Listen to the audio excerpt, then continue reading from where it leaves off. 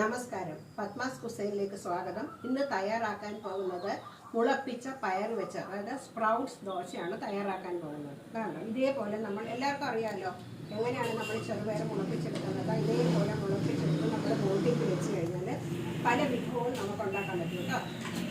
അപ്പോൾ അതുപോലെ എടുത്ത് മുളപ്പിച്ച ചെറുപയറാണ്. അപ്പം 1/2 കപ്പ് പച്ചരി എടുക്കുക, 1/4 കപ്പ് സ്പ്രൗട്ട് ചെറുപയർ എടുക്കുക, 1 കഷ്ണം ചെറിയ ഇഞ്ചി, 1 കഷ്ണം പച്ചമുളക്, ഇതിന് പാകത്തിന് ഉപ്പ്, അരി ഒരു 6 മണിക്കൂർ വെള്ളത്തിലിട്ട് കുതിർന്നതിന് ശേഷം ഇതെല്ലാം കൂടി നമുക്ക് ചേർത്ത് അരച്ചെടുക്കുകയാണ് വേണ്ടത്. അപ്പം അങ്ങനെ നമ്മൾ അരച്ചെടുത്ത മാവാണ് ഇത് കേട്ടോ. ഇത് അരച്ച ഉടനെ തന്നെ നമുക്ക് ദോശ ഉണ്ടാക്കാം.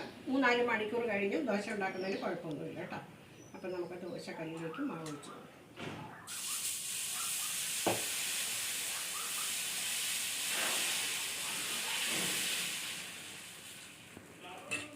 കുറച്ച് എണ്ണയിലേക്ക് വെച്ചു.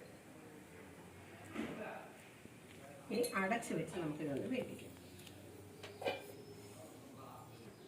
ഇനി നമുക്ക് തുറന്ന് നോക്കാം. ഇനി നമ്മളിത് തിരിച്ച് ഇടുക. വീണ്ടും അതേപോലെ 2 മിനിറ്റ് അടച്ചേക്കാം. അപ്പം നമുക്ക് പാകമായോ ഒന്ന് നോക്കാം. നല്ല പാകമായി കഴിഞ്ഞു. അപ്പം നമ്മളുടെ മുളപ്പിച്ച ചെറുപയർ ദോശ തയ്യാറായി കഴിഞ്ഞു. ചാനൽ കാണുക, സപ്പോർട്ട് ചെയ്യുക.